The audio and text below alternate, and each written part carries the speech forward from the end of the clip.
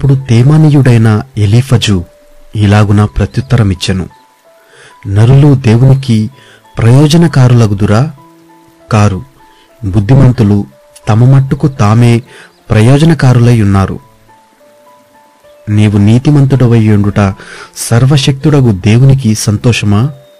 నీవు యథార్థవంతుడవై ప్రవర్తించుట ఆయనకు లాభకరమా? ఆయన యందు భయభక్తులు కలిగి ఉన్నందున ఆయన నిన్ను గద్దించునా? నీ భయభక్తులను బట్టి ఆయన నీతో వ్యాజ్యమాడునా? నీ చెడుతనము గొప్పది కాదా? నీ దోషములు మితిలేనివి కావా? ఏమియు ఇయ్యకయే నీ సోదరుల యొద్ద నీవు తాకట్టు పుచ్చుకొంటివి, వస్త్రహీనుల బట్టలను తీసుకొంటివి, దప్పిచేత ఆయాసపడిన వారికి నీళ్ళియ్యవైతివి, ఆకలిగొనిన వానికి అన్నము పెట్టకపోతివి. బహుబలము గల మనుష్యునికే భూమి ప్రాప్తించును, ఘనుడని ఎంచబడినవాడు దానిలో నివసించును. విధవరాండ్రను వట్టి చేతులతో పంపివేసితివి, తండ్రిలేని వారి చేతులు విరుగగొట్టితివి.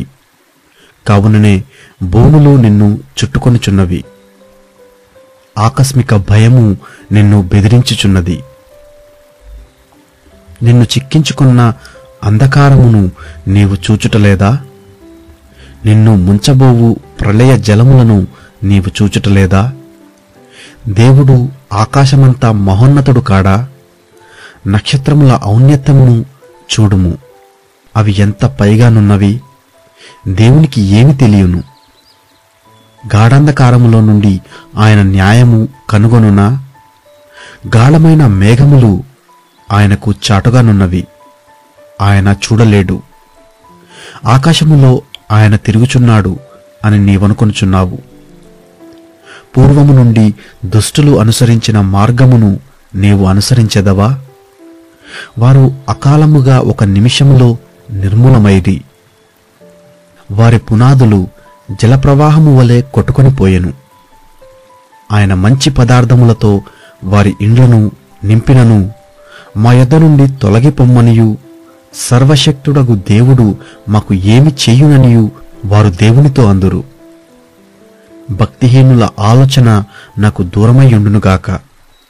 మన విరోధులు నిశ్చయముగా నిర్మూలమైరనియు, వారి సంపదను అగ్ని కాల్చివేసిననియు పలుకుచు నీతిమంతులు దాని చూచి సంతోషించుదురు. నిర్దోషులు వారిని హేళన చేయుదురు. ఆయనతో సహవాసము చేసిన ఎడల నీకు సమాధానము కలుగును, అలాగున నీకు మేలు కలుగును.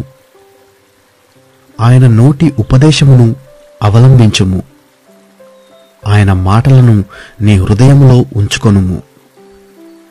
సర్వశక్తుని వైపు నీవు తిరిగిన ఎడల, నీ గుడారములో నుండి దుర్మార్గమును దూరముగా తొలగించిన ఎడల నీవు అభివృద్ధి పొందెదవు.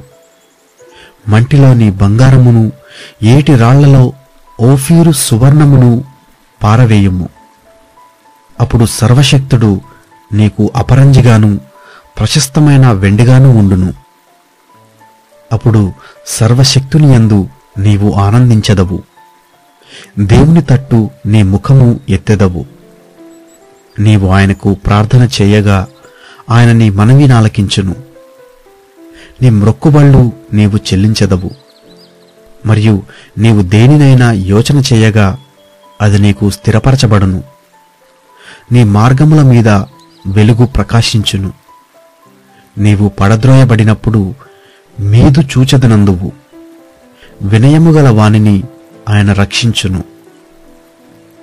నిర్దోషి కానివానినైనను ఆయన విడిపించును. అప్పుడు నీ చేతుల శుద్ధి వలన విడిపింపబడును.